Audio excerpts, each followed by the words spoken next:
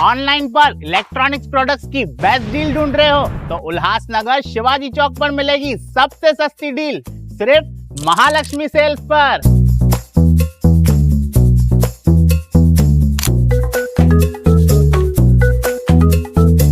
यहाँ पर अवेलेबल है प्रीमियम टीवी, वॉशिंग मशीन,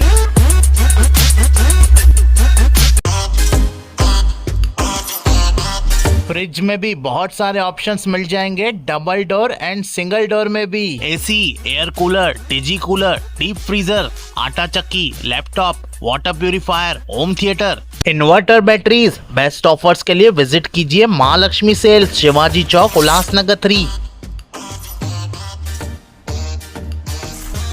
उल्लास विकास को YouTube पर सब्सक्राइब करें और बेल आइकन को भी दबाएं। उल्लासनगर 1 स्थित धोबीघाट इलाके के रहने वाले अमित फुंडे पर हमलावरों ने तलवार से हमला किया है। 6 फरवरी को आधी रात के करीब जब अमित फुंडे अपने भाई शिवम के साथ घर जा रहे थे तो पीछे से लखन पाटिल, वासवानी और प्रभुराज पाटिल ने कथित तौर पर उन पर तलवार से हमला कर दिया। इस हमले में अमित के सिर, कान और पैर में गंभीर चोटें आई है। घायल अमित को परिवार वालों ने उन्हें तुरंत सेंटर अस्पताल में भर्ती कराया। करीब 12 दिन के इलाज के बाद अमित घर लौट कर आए हैं। इस बीच इस मामले में आरोपियों की अभी तक गिरफ्तारी न होने से नागरिक नाराज है।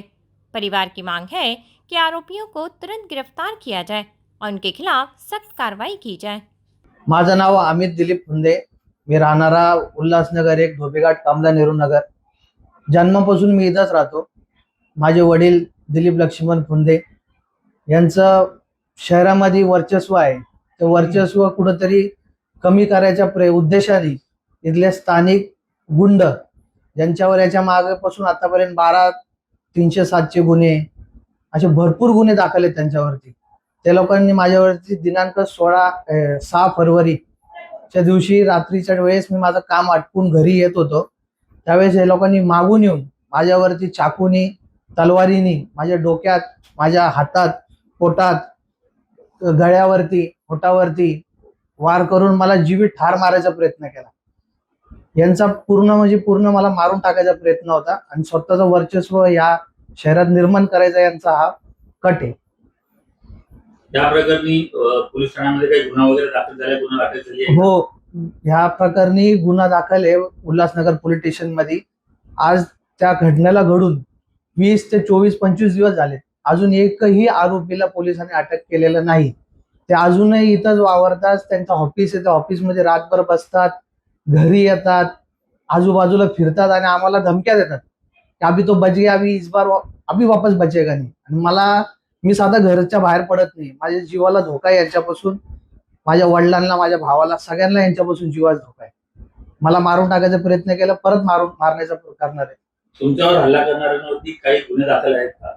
हो, बाबू पाटील उर्फ प्रभुराज पाटील याच्यावरती उल्हासनगर शहरात आणि टिटवाळा, मांडा शहरात टोटल असे याच्यावरती 12 307चे गुन्हे दाखल आहेत।